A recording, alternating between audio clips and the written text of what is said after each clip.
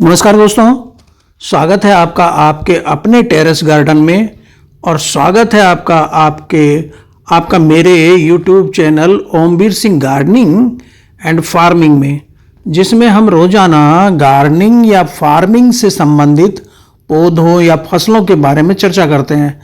आज हम बात करेंगे कि भयंकर चिलचिलाती भीषण गर्मी से अपने पौधों को कैसे बचाएं। एक्चुअली मेरे एक दोस्त ने कहा कि आपके वीडियो देखकर मुझे भी पौधों का शौक लग गया और 200 से 300 गमले खरीद लाया और जगह जगह से पौधे इकट्ठे किया, लेकिन तेज धूप ने सारे पौधे मार डाले और सारे झुलस गए। ऐसा एहसास हो रहा है कि हम प्लांट लवर नहीं बल्कि प्लांट किलर बन गए हैं। एक हमारी भाभी जी ने बताया कि मेरे तो इंडोर रखे हुए पौधे भी गर्मी में मर गए, जिन्हें मैं बच्चों की तरह पाल रही थी। लगता है मैं एक अच्छी माँ नहीं हूँ। आपने जो पौधे गिफ्ट किए थे वो भी मर गए।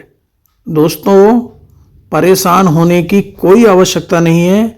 आप प्लांट लवर थे, अब भी प्लांट लवर हैं, क्योंकि अनजाने में पौधे मरे हैं जिनको हम बचा सकते थे।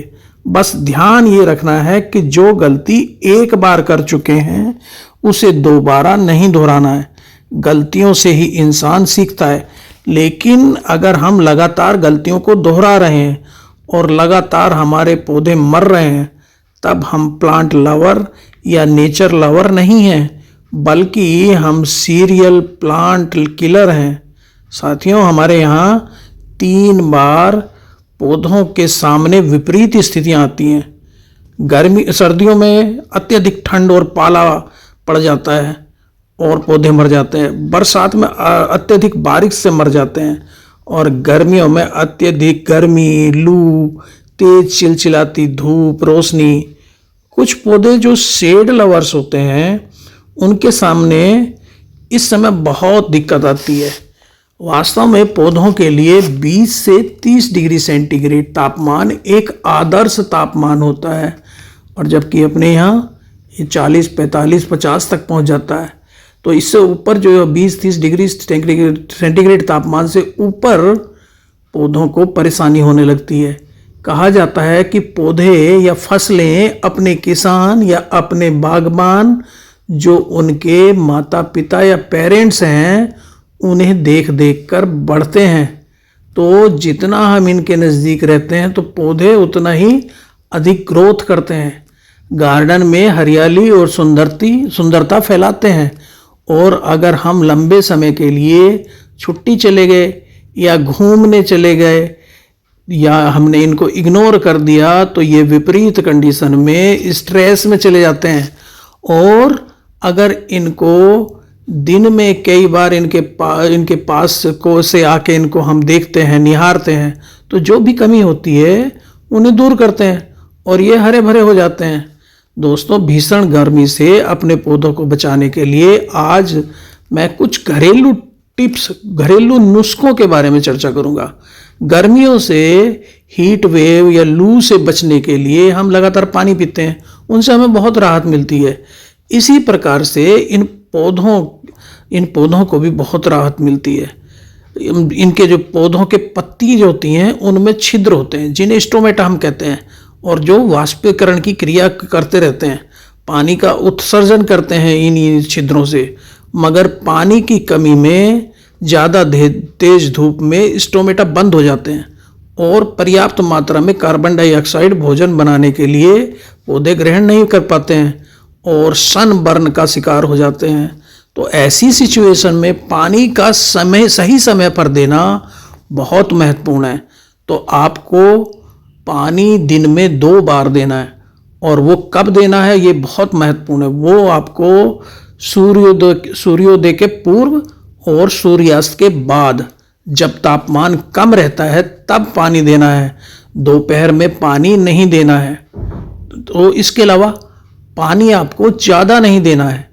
ओवर वाटरिंग से बचना है, अन्यथा जड़ सड़ जाएंगी और बैक्टीरिया, फंगस का अटैक होगा तथा पौधे मर जाएंगे। इसके अलावा हमें सप्ताह में एक बार पौधों की मिस्टिंग करनी है, लेकिन मिस्टिंग भी सूर्योदय के पूर्व या सूर्यास्त के बाद करनी है। गर्मी में नहाना हमें अच्छा लगता है, वैसे ही इन पौधों को भी नहाना या मिस्टिंग अच्छा लगता है, लेकिन ध्यान ये रखना है कि पौधों की पत्तियों पर तेज धूप में पानी की बूंदें रुकी नहीं रहनी चाहिए, क्योंकि पानी की बूंद तेज धूप में एक मिनी मैग्नीफाइंग ग्लास का काम कर सकती है, जिससे पत्तियां जल सकती है। तो यहाँ पर हमें यह भी ध्यान रखना है कि गमलों में नमी बनी रहे मगर पानी रुकना नहीं चाहिए, अर्थात वेल ड्रेन सॉइल होनी चाहिए। गमले में नीचे छेद होना चाहिए जिससे अतिरिक्त पानी निकल जाए। तो इसके अलावा जो हमारा पहला टिप तो हमारा हो गया पानी से संबंधित, दूसरा टिप है वो है छाया या शेड। तो पौधों को छाया में या ग्रीन नेट में, जो हमारी हरी ग्रीन नेट लगवाते हैं हम, उस ग्रीन नेट शेड के नीचे रखें या बड़े पेड़ों के नीचे रखें जहां इन्हें फिल्टर रोशनी मिले, फिल्टर धूप मिले, क्योंकि पौधों को रोशनी और सांस लेने के लिए हवा दोनों ही चाहिए। इसलिए गमले की मिट्टी भी पोरस और भुरभुरी होनी चाहिए, जिसमें हवा का आवागमन ठीक हो।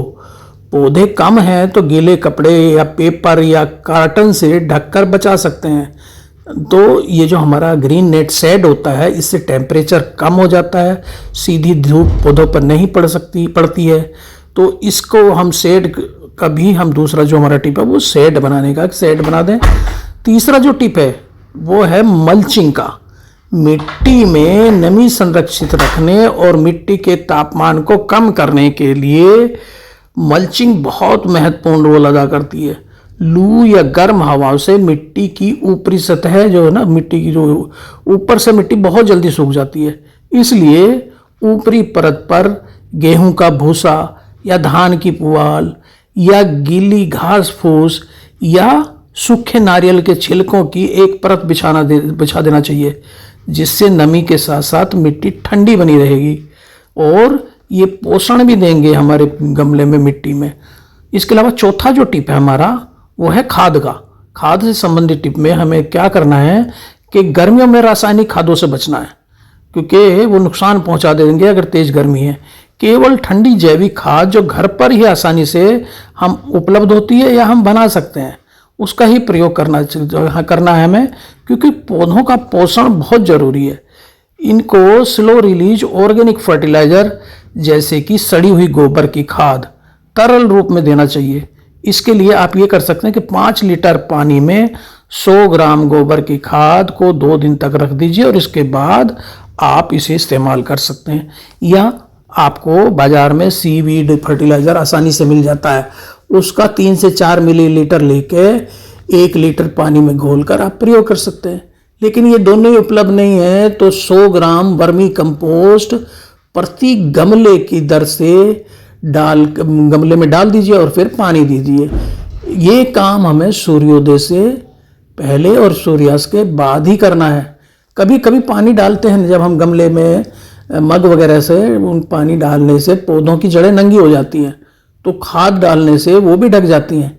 इसके अलावा किचन वेस्ट, हमारी किचन से जो कचरा निकलता है या हमारा गार्डन की पत्तियां होती हैं गिरती रहती हैं, तो सप्ताह में एक बार उनकी सफाई इकट्ठा करके उसके कचरे का हम खाद बना सकते हैं और वो खाद हम इस्तेमाल कर सकते हैं इनमें। इसके अलावा सब्जियों के, फलों के छिलकों को, जैसे हमारा केले के छिलके हैं, हमारे किसी भी फल के, सब्जियों के छिलके हैं, उनको रात भर भिगो कर रख दीजिए और उनको रात भर जब आप भिगो कर रख देंगे, इसमें प्याज के छिलके हो सकते हैं, लहसुन के छिलके हो सकते हैं, फलों के, बनाना पील जैसे होता है, ओनियन पील होता है, तो इनकी खाद हम बना रख सकते हैं। आप रात भर इनको भिगो दीजिए 48 घंटे या 2 दिन भिगो दीजिए, उससे जो तरल निकलता है उसका प्रयोग करिए।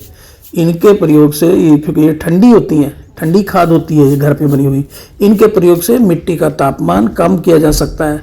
पत्तियों के सूखने पर अगर जैसे सनबर्न हो गया, पत्तियां सूख गई हैं, तो उस समय हम कैल्शियम कार्बोनेट या क्रिस्टलाइन लाइम पर आधारित उत्पादों के जो हमारे इनसे बनाए गए उत्पाद होते हैं उनको भी इस्तेमाल करने की इसी स्थिति में, ऐसी स्थिति में सलाह दी जाती है। और 5वां जो हमारा टिप है वो है गर्मियों में 2 बार पानी लगाने से फंगस की समस्या मिट्टी में उत्पन्न हो जाती है, बैक्टीरिया उसमें लग जाते हैं, रोग लग जाते हैं। तो उससे बचाव के लिए हमें आवश्यकता अनुसार नीम ऑयल का स्प्रे करते रहना चाहिए। और गार्डन की साफ़ सफाई तो बहुत ही ज़रूरी है। गार्डन की साफ़ सफाई करिए और उनसे जो कचरा निकला उसकी कंपोस्ट बनाकर इन्हीं गमलों में उसको जो कंपोस्ट आपने बनाया उसको रात भर भिगो के और या 2 दिन भिगो के, और उससे जो तरल निकला, जो लिक्विड निकला वो ठंडा होता है, उसको अपनी मिट्टी में आप डाल देंगे तो ये पौधे हमारे, ये क्योंकि स्लो रिलीज फर्टिलाइज़र हमारे होते हैं, धीरे धीरे इनको मिलती है, तो इनके इस्तेमाल से हमारे पौधे हरे भरे और सुंदर रहेंगे। तो हम संडे टू संडे ये अपने यहाँ पे साफ सफाई, पानी देने का काम, मिस्टिंग का काम ये करते रहते हैं। और ये हम काम करते हैं सूर्योदय से पहले। तो क्योंकि हमने नेट भी, ग्रीन नेट भी ऊपर लगवाया हुआ है, तो ग्रीन नेट का फ़ायदा ये है कि सूर्य की जो तीव्र रोशनी होती है उसे ये कम कर देती है। पौधों के आसपास ठंडा वातावरण बना रहता है, नमी बनी रहती है। तो साथियों, बताए गए ये जो टिप्स जिन पर आज हमने चर्चा की, अगर इन पे आप काम करेंगे तो आपके पौधे हरे भरे बने रहेंगे और सुंदरता फैलाते रहेंगे आपके गार्डन में। तो साथियों, अगर वीडियो अच्छा लगा तो कमेंट करिएगा, लाइक करिएगा, और अभी तक चैनल को सब्सक्राइब नहीं किया है तो सब्सक्राइब करना मत भूलिएगा। थैंक यू, नमस्कार। फिर मिलते हैं एक ऐसी खूबसूरत से वीडियो में। थैंक यू दोस्तों।